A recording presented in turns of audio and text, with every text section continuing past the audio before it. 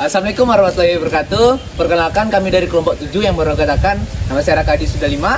Saya Ricardo Lumantoruan. Saya Intan Kumala Dewi. Saya Syifa Farusman. Nah, di sini kami akan menjelaskan tentang pasar modal. Mau disimak videonya? Terima kasih. Macam mana ini ya? Lah, kenapa dong? Ini duitku kan banyak. Jadi aku mau investasi emas sama properti. Tapi sahamnya lagi naik. Iyalah, naik. Kenapa nggak berinvestasi menggunakan pasar modal aja? Lah, kok kalian ada di sini? Terus kenapa? Nggak apa-apa kan? Kan kami juga mau ngasih saran. Ya udah deh. Apa itu pasar modal? Nah, jadi gini Ricardo. Pasar modal dengan pasar tradisional tidak ada jauh bedanya karena di dalamnya terdapat pedagang serta pembeli. Pedagang di pasar modal disebut dengan emiten, sedangkan pembeli di pasar modal disebut investor. Nah, jadi itu pasar modal ialah kegiatan yang berhubungan dengan penawaran umum dan perdagangan efek, perusahaan publik yang berhubungan dengan efek yang diterbitkannya serta lembaga profesi yang berhubungan dengan efek. Nah, jadi itu efek merupakan aset yang dibeli untuk bertujuan berinvestasi. Selain itu, pasar modal juga memiliki fungsi sebagai penghimpun dana, alternatif bagi pemilik modal serta pendukung perkembangannya investasi. Pasar modal juga berperan dalam perekonomian nasional karena menjadi salah satu pembiayaan dunia usaha, baik usaha kecil ataupun menengah. Selain itu, pasar modal juga berperan dalam wahana berinvestasi bagi masyarakat. Nah, itu pengertiannya. Oh begitu, bukannya pasar modal ada lembaga-lembaganya? Oh yaudah, sini aku bisa bantu jelasin lembaga-lembaganya.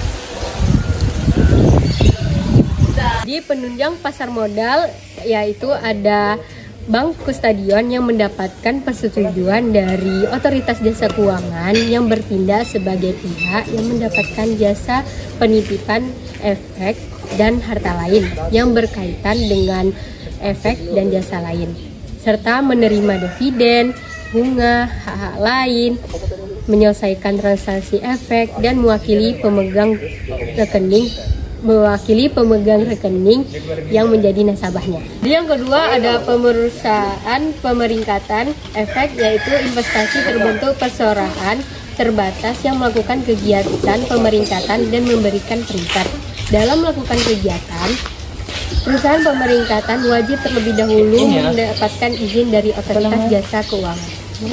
Lembaga-lembaga itu ada nih beberapa yang saya ingat. Kalau nggak salah, Biro Administrasi Efek adalah perseroan yang dapat menyelenggarakan kegiatan usaha berdasarkan kontrak dan dengan emiten untuk pencatatan pemilihan efek dan pembagian hak yang berkaitan dengan efek sebagai Biro Administrasi Efek dan telah mendapatkan izin dari otoritas jasa keuangan. Selanjutnya, wali amanat adalah pihak yang mewakili kepentingan pemenang efek bersifat utang atau sukuk untuk melakukan penentuan baik di dalam maupun luar pengadilan yang berkaitan dengan kepentingan pemenang efek bersifat uang atau sukuk tersebut tanpa surat kuasa khusus.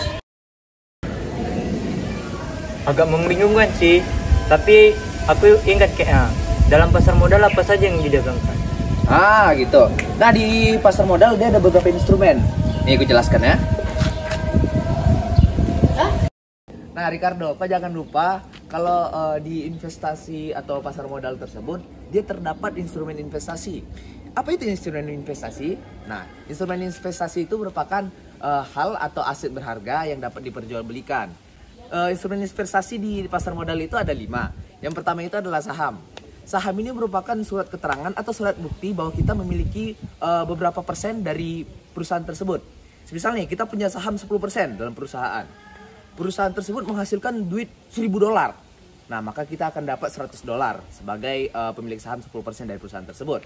Lalu yang kedua itu merupakan redaksana.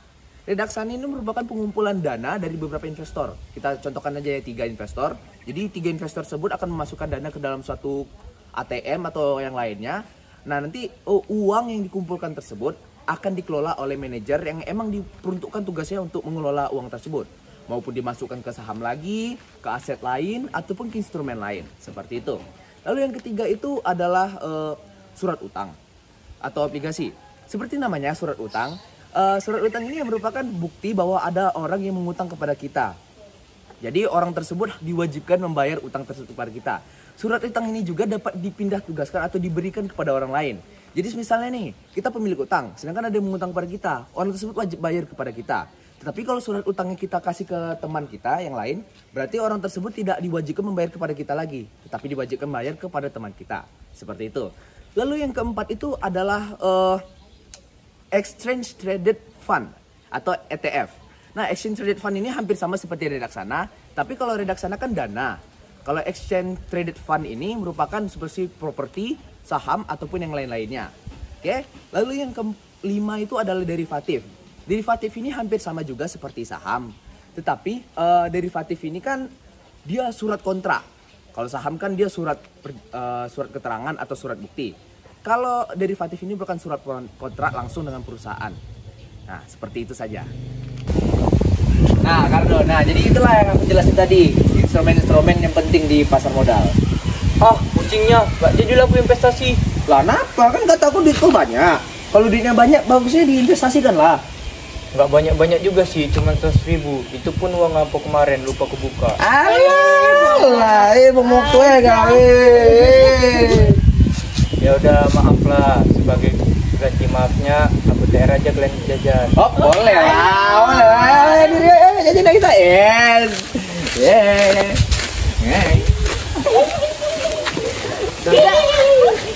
Oke, baik, sekian saja video dari kami kelompok 7. Semoga video kami bermanfaat. Bila ada yang kurang atau lebih kami mohon maaf. Kami akhiri dengan wabillahi taufik wal hidayah. Wassalamualaikum warahmatullahi wabarakatuh.